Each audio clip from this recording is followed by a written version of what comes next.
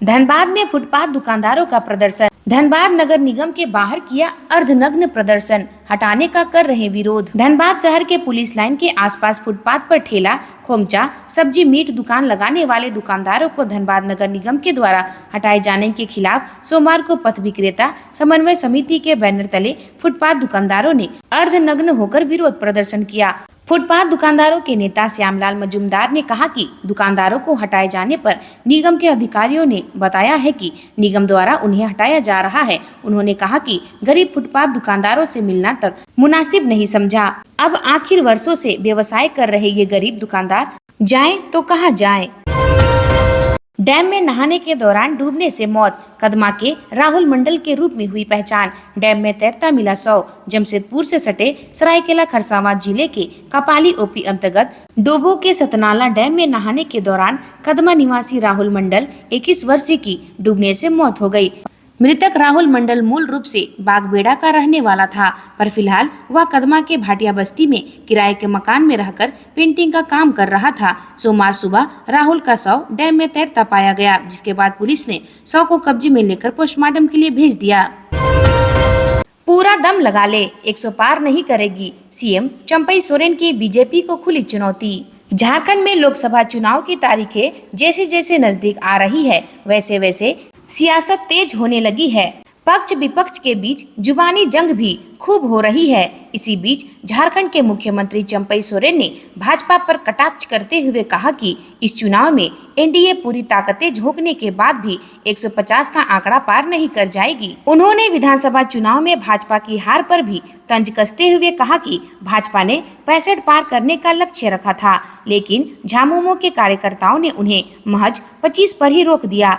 Town hall झारखंडी स्वाभिमान के नारों से गूंज उठा और जन सैलाब ने पार्टी नेतृत्व के प्रति अपना समर्थन और विश्वास व्यक्त किया।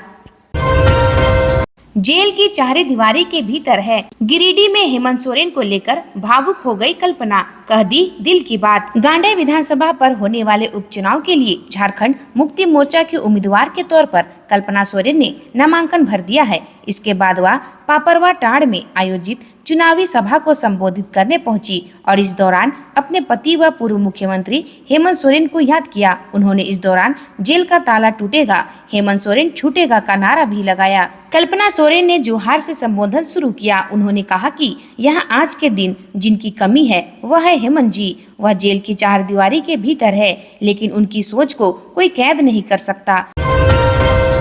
धनबाद के इस इलाके में 8 दिन नो एंट्री। आज से ही लागू होगा नया ट्रैफिक रूट प्लान। धनबाद में लोकसभा चुनाव के लिए नामांकन शुरू होने को लेकर नया ट्रैफिक रूट प्लान तैयार किया गया है।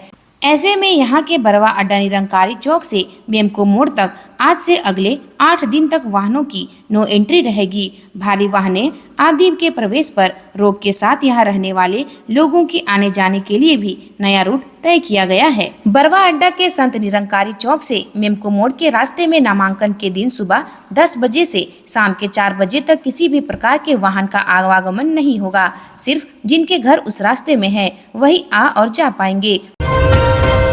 घर के आंगन में सो रही आदिवासी महिला की गला रेत कर हत्या। देर रात मर्डर हुए से इलाके में तनाव। झारखंड के धनबाद जिले से 61 साल की महिला की हत्या की खबर सामने आई है। वारदात के वक्त महिला अपने घर के आंगन में ही चारपाई में सोई हुई थी। इसी दौरान अज्ञात शख्स ने महिला का गला रेत दिया और फरार हो गया। पुलिस मामले की भी सभी दृष्टिकोण से जांच कर रही है। बताया जा रहा है कि महिला का गला रेते जाने की जानकारी मिलने पर परिजन तुरंत उन्हें इलाज के लिए अस्पताल ले गए।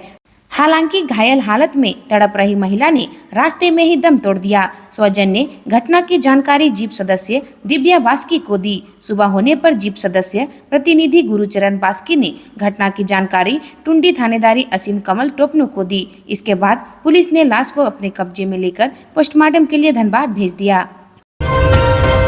बर्ड फ्लू को लेकर रांची के बाद धनबाद में भी आई अलर्ट। विभाग ने दिया ये सख्त निर्देश।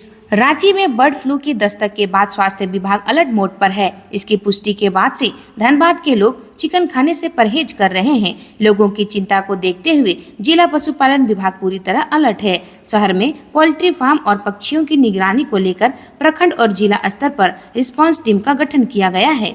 धनबाद वासियों के लिए अच्छी बात यह है कि अब तक धनबाद में बर्ड फ्लू का एक भी मामला नहीं आया है सामने। हालांकि इसकी आहट और लोगों की चिंता को देखते हुए जिला पशुपालन पदाधिकारी डॉक्टर आलोक कुमार सिन्हा ने लोगों को चिंता मुक्त करते हुए कहा कि लोगों को डरने की कोई जरूरत नहीं है। साइबर अपराधियों की करतूत से हो जाए सावधान, कभी भी एटीएम में फंस सकते हैं आपके रुपए। एटीएम फ्रॉड झारखंड के धनबाद जिले में एटीएम से ठगी के मामले तो आपने पहले भी सुने होंगे, परंतु अब साइबर अपराधी वारदातों को अंजाम देने के तरीके बदलने लगे हैं। ये अपराधी एटीएम को ही अपनी करतूत का माध्यम बनाने लगे हैं। ऐसे में जरूरी है कि लोग खुद सतर्क रहें और दूसरों को भी इस संबंध में जागरूक करें। एक संगठित गिरोह फिलहाल धनबाद में सक्रिय है, जो एटीएम से रुपए निकासी के दौरान मशीन से लोगों का रुपये काफी आसानी से उड़ा लेता है। पिछले दिनों धनबाद स्टेशन के मुख्य द्वार के बगल में जहां पीएनबी और एसबीआई का एटीएम है, वहां भी इस तरह की घटना हो चुकी है। आमतौर पर स्टेशन पर हजारों यात्रियों का आना जाना रहता है। आरपीएफ की मुस्तैदी भी रहती है, बावजूद ऐसी घटना घट चुकी है।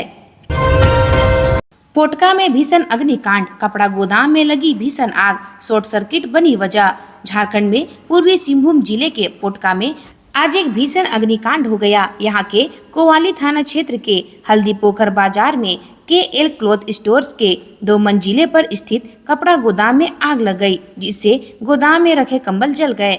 आग की लपटें काफी तेज थी। स्थानीय लोगों ने आग पर काबू पाने में काफी मदद की। स्थानीय लोगों द्वारा पानी का छिड़काव कर काफी हद तक आग को बढ़ने नहीं दिया गया, जिसके बाद कोवाली थाना प्रभारी धनंजय कुमार पासवान द्वारा आग पर काबू पाने के लिए कई अग्निशमन यंत्र ले गए। झारखंड में 8वीं तक के सभी स्कूल बंद, शिक्षा विभाग ने भीषण गर्मी के चलते दिया फैसला। अत्यधिक गर्मी और लू के कारण स्कूली शिक्षा एवं साक्षरता विभाग ने झारखंड के KG से 8वीं क्लास तक के सभी स्कूलों को अगले आदेश तक के लिए बंद करने का आदेश दे दिया है। इसके अलावा कक्षा 9 एवं इससे ऊपर की कक्षाएं सुबह 7 बजे से 11:30 बजे तक ही संचालित होगी। सोमवार को विभाग के सचिव उमाशंकर सिंह ने इस संबंध में आदेश जारी किया है। जमीन घोटाला में आया नया मोड़, अंतु तिर्की से जुड़े जीएमएम के दिग्गज नेता के तार, बढ़ेगी मुश्किलें। रांची जमीन घोटाले में मनी लॉन्ड्रिंग के तहत जांच कर रही ईडी एक्शन में है। इस दौरान लगातार नए खुलासे हो रहे हैं।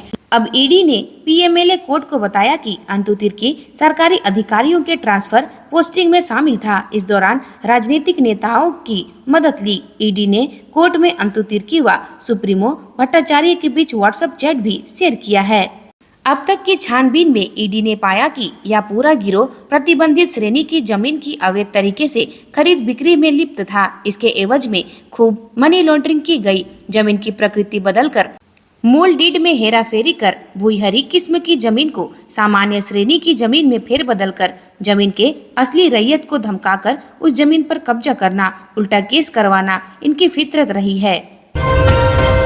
छठे चरण के मतदान के लिए अधिसूचना जारी, जिला निर्वाचन पदाधिकारी ने की बैठक, बताया कैसी होगी व्यवस्था।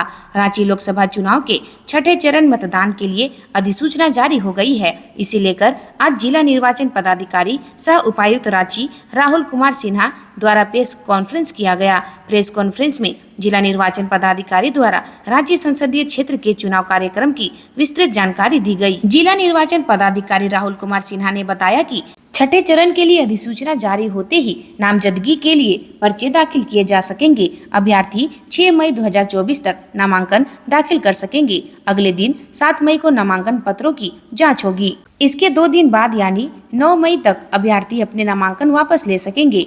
इसके साथ ही योग्य उम्मीदवारों की फाइनल सूची जारी कर दी जाएगी। 25 मई को मतदान होगा और 4 जून पंडरा बाजार समिति प्रांगण में मतगणना होगी।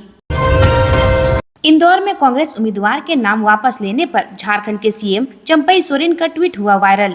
झारखंड के सीएम चंपई सोरेन ने ट्वीट किया है, पहले अरुणाचल में 10 विधायक निर्विरोध, फिर खजुराहो में नामांकन रद्द, उसके बाद सूरत में निर्विरोध, अब इंदौर में निर्विरोध। एक्स पर सीएम ने आगे लिखा है, सूरत में बीएसपी उम्मीदवार को क्राइम ब्रांच ने मोबाइल लोकेशन के आधार पर तलाश करके जबरन होटल पहुंचाया था। चंपई सोरेन ने यह भी लिखा है कि इंदौर के कांग्रेस उम्मीदवार अक्षय कांति बम के 17 साल पुराने केस में 3 दिन पहले धारा 307 जोड़ी गई। इसका अर्थ यह हुआ कि साम दाम दंड भेद किसी भी हद तक जाकर जनता के अधिकारों का दमन करके सत्ता के शीर्ष तक पहुंचना ही इनका एकमात्र लक्ष्य है।